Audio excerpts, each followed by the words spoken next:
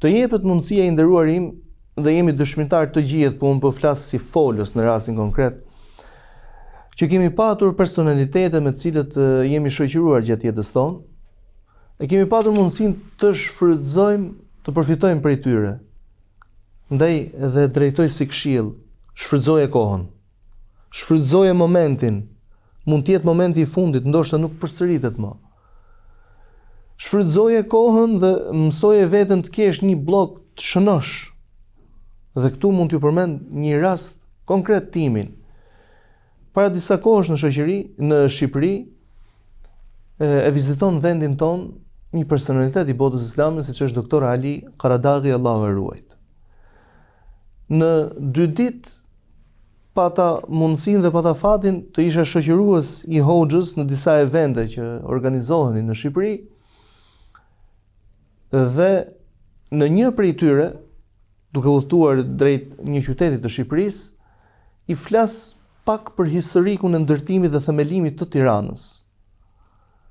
Dhe I përmenda disa gjëra me të cilat duhet të prezantohen vazhdimisht vizitorët e një vendi, që ta krijojnë një lloj raporti dhe një lloj lidhje. Dhe ajo ditë ishte ditë e xhuma.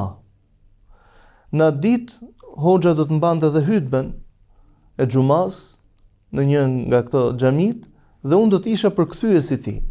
Dhe më pyet, thotë, a dëshiron të ta tregoj temën, pra që kam përzgjedhur për të folur në ditën e xhuma?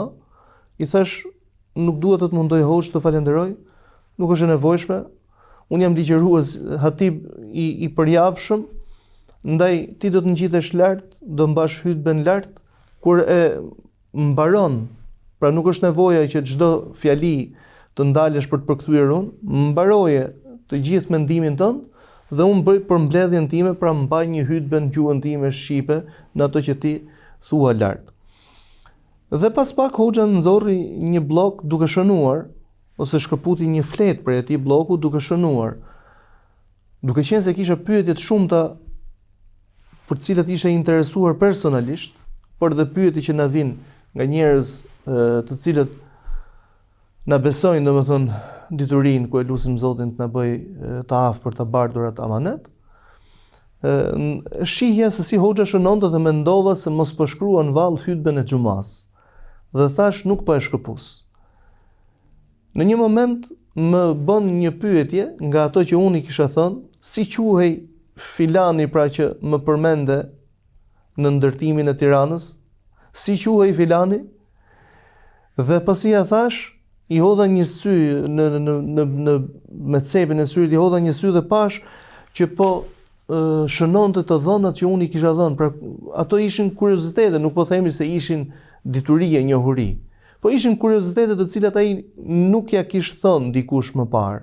Pra vinte në Shqipëri, ishte hera e dytë dhe nuk e kishte iden për Shqipërinë se si ka hyrë Islami në Shqipëri, apo si ka qenë organizuar jeta fetare në Shqipëri, apo si është gjendja aktualisht. Ndoshta për gjendjen aktualisht ishte I njohur, I prezantuar me të, por po flas për të shkuarën.